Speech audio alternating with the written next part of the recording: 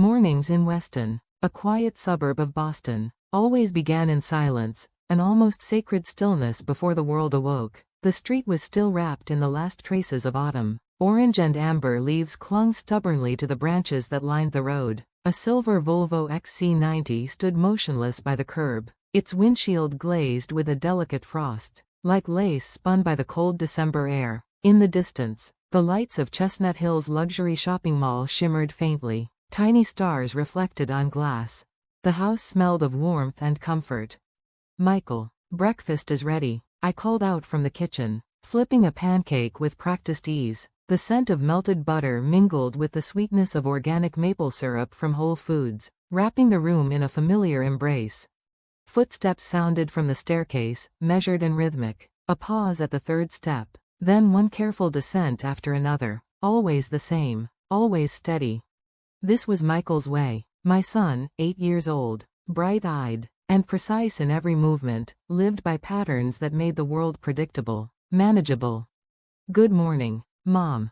He appeared at the doorway, dressed neatly in his favorite blue cashmere sweater, the one we'd found at a boutique near Boston College. His hair was parted evenly, every strand in place. His socks, of course, matched perfectly. It had been 3 years since his autism diagnosis, and over time I'd come to understand the beauty of his order, the quiet poetry in his structure.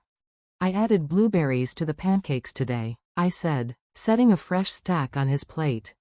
The table was already prepared. His blue ceramic plate, his favorite, sat on the right side of the placemat, angled precisely toward his seat. The set had been a find from the Boston Museum of Fine Arts shop, part of a collection I had once hesitated to buy. Now it was woven into the rhythm of our mornings. Outside, the neighborhood children gathered at the bus stop, their laughter muffled by scarves and gloves. "Mom, it's Tuesday," Michael said, his voice bright. "That's right," I replied, smiling. "Tuesday is math day." Math day, his favorite. His teacher at Park School often told me he was exceptional. Just last week, she had described how he solved multiplication problems in his head, faster than his classmates could read the questions aloud. The doctors at Boston Children's Hospital's developmental disorder program had praised his aptitude, noting how numbers seemed to calm him, while others found comfort in music or stories. Michael found it in symmetry, in the beauty of a problem neatly solved. As he ate, I glanced at the clock. My own day was about to begin. I worked as a project leader at a biotech research company in Kendall Square, overseeing a new line of neurological drug studies. The work was demanding, late nights, heavy data sets, but the quiet mornings before school were my sanctuary. Watching him eat his pancakes, the world felt gentle again.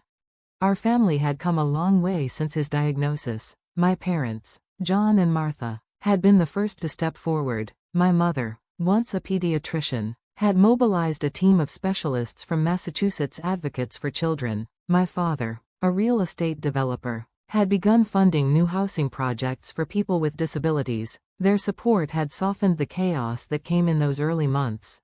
But my sister, Jenny, had withdrawn. She still visited occasionally, gliding up in her sleek BMW X5, all high heels and designer coats. Her concern was polished but distant, like a rehearsed line.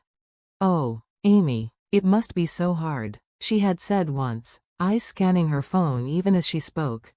As her career in luxury real estate flourished, so did her online persona. Her Instagram gleamed with photos of lavish open houses, sparkling galas, and charity events. She was a patron of the New England Aquarium and a fixture at Boston's high society gatherings. But among her perfectly filtered posts, one thing was missing: Michael. Her own nephew had quietly vanished from her digital world. I thought of that now, as I asked aloud, "Jenny, how are the Christmas party preparations coming along?" Mother had mentioned it last week, the annual Wilson family Christmas party, a grand event hosted at a 1920s colonial-style mansion in Weston. It was the talk of the town, a glittering affair that drew real estate moguls, museum patrons, and social elites. Last year, Michael had stunned everyone when he played Silent Night on the grand piano. His fingers, small but sure, had filled the room with soft, trembling notes. It had been the highlight of the evening. I still remembered the applause, the pride swelling in my chest as he smiled shyly from the bench. "Mom, can I play the piano again this year?" he asked suddenly, breaking my reverie. "Of course you can," I said, running a hand through his hair. The morning light brushed against his cheek, illuminating the faint resemblance to his father, a shadow of the past that lingered in his quiet expression. But beneath my assurance, a whisper of worry lingered. Lately, Jenny's social media had been filled with glamorous teasers for the upcoming event, gold ribbons, candlelit halls, Beacon Hill decorations, and endless hashtags about exclusive gatherings. I wondered if her perfection left room for family anymore. Days passed. Then one evening, I returned home from the research facility to find the house unusually still. Michael was upstairs, diligently completing his therapy exercises. On the doormat lay the day's mail, neatly stacked, as always. I sifted through the envelopes, bills, newsletters, a holiday catalog, but one thing was missing. The invitation. Every year, a cream-colored envelope with elegant gold calligraphy arrived around this time. This year, nothing. "That's odd," I murmured, frowning. I checked my phone. No messages, no calls. Jenny, who usually bombarded me with updates about party logistics, had been silent. Outside, the neighborhood was glowing with Christmas decorations. The snow had not yet fallen, but the cold air carried the scent of pine and the hush of anticipation. "Mom, is this problem correct?" Michael's voice floated down from upstairs. I climbed to his room. His workbook was open, pages filled with perfect columns of numbers. "Wonderful, Michael, all correct," I said softly, pride swelling in my chest. Then the phone rang. "Jennifer." I hesitated before answering.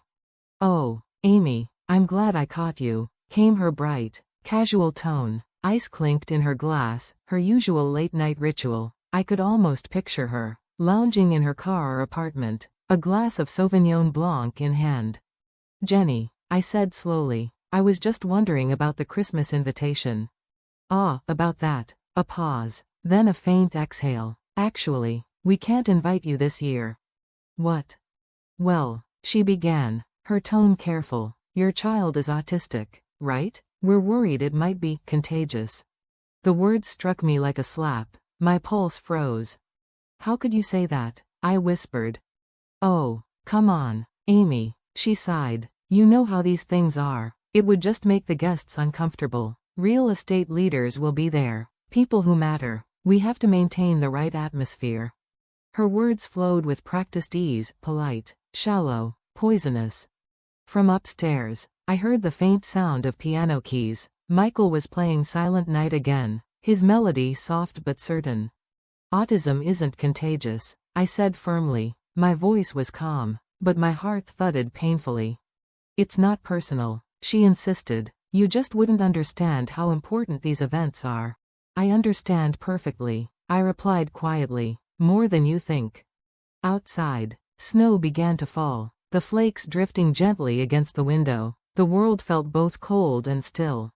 "I understand, Jenny," I said after a long silence. "But remember, don't regret this." "Regret?" She laughed, brittle and shallow. "Amy, you're being dramatic." I hung up before she could finish. The house was silent again, except for the music from upstairs. I went to Michael's room and stood in the doorway, watching him play. His small hands moved gracefully over the keys, each note falling like snow outside. "You're doing so well, sweetheart," I whispered, wrapping my arms around him. His warmth steadied me. "We have our own happy times." Outside, the first real snowfall of the season began, blanketing Weston in white, a quiet promise that even in a world of cruelty and pretense, there were still places of peace, still small lights that never stopped shining. The orchestra's live performance filled the grand hall like a living river of sound, violins rising and falling under the glittering chandeliers, the murmur of conversation weaving through polished laughter. The scent of wine and polished wood lingered in the air, mingling with the faint aroma of pine from the massive Christmas tree at the center of the ballroom. Crystal glasses clinked. Guests in tailored suits and sequined gowns exchanged pleasantries, each word chosen with the precision that Boston's elite had mastered. Jennifer Brown moved gracefully among them, her crimson gown catching the light like a flame. This was her night, her annual Christmas gala, the pinnacle of her social calendar.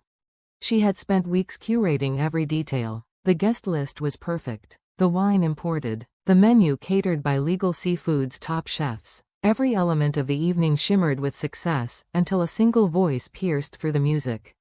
Last year, Michael played such beautiful piano for us, didn't he? The question came from Mrs. Anderson, a respected patron of the New England Aquarium. Her voice carried easily across the table, her words polished but sharp. Around her wrist sparkled the diamond bracelet she'd been gifted at the Pediatric Development Gala. Jennifer froze mid-smile.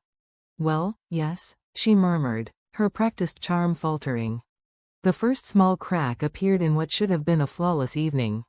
Before she could recover, another voice joined in, gentler, but resolute. "My grandson is also on the autism spectrum," said Mrs. Brown, a board member of Massachusetts Advocates for Children. "Actually, I came tonight hoping to discuss Amy's son. We're considering him for our new support program." An uneasy hush swept across the table. The music continued, but the laughter had softened, replaced by a curious tension. All eyes turned to Jennifer. She smiled faintly, but her fingers trembled around the delicate stem of her wine glass. "Oh, Amy's son? Yes, of course, but I'm not sure this is the right setting for." "Jennifer," interrupted Mr. Clark, his voice heavy with authority. He was a real estate magnate and leader of the new Disability Support Facility project, a man not easily dismissed. "Would you please tell us the truth?" The orchestra faltered slightly, as if even the music itself sensed the shift in the room.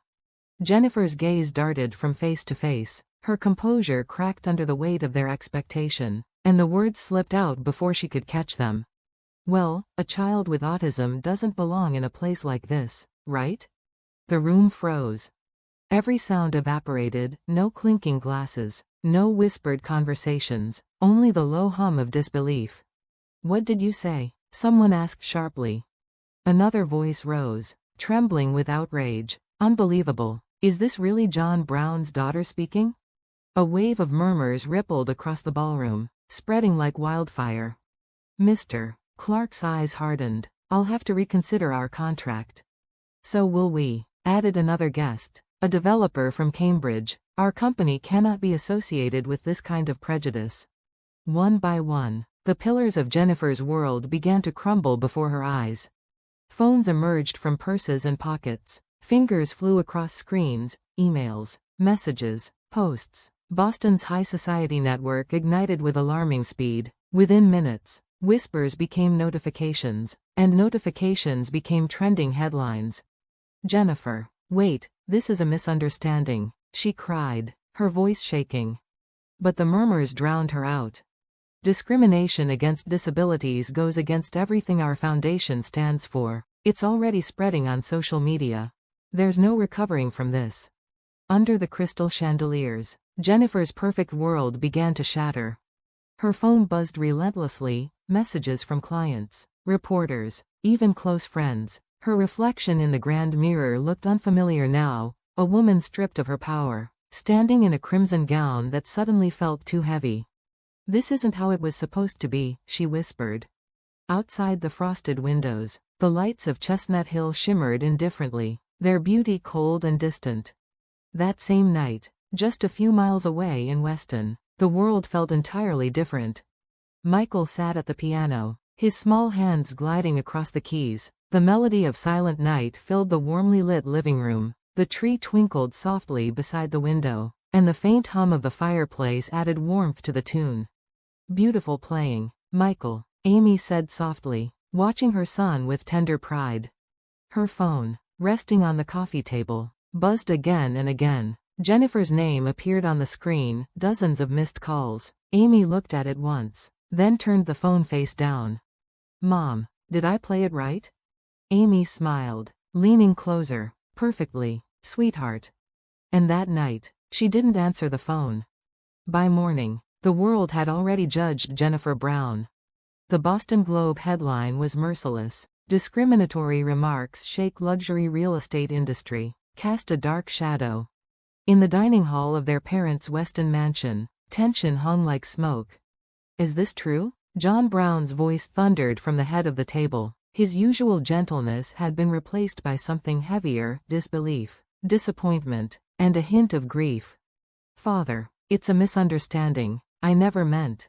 A misunderstanding? Martha's tone cut through her daughter's words. Her years as a pediatrician and philanthropist gave her voice a moral weight that silenced the room. Do you truly believe autism is contagious? After all the explanations, the research I've shown you? Jennifer's lips trembled. I was just trying to preserve the party atmosphere. The atmosphere? Her father repeated bitterly. Do you understand what you've destroyed? Documents lay open on the table: contracts, statements, notices of withdrawal. The Disability Support Facility project, cancelled, John said, voice low but steady. Every investor, every partner has pulled out. Whole Foods, Bloomingdale's, gone. Even our Chestnut Hill development is on hold.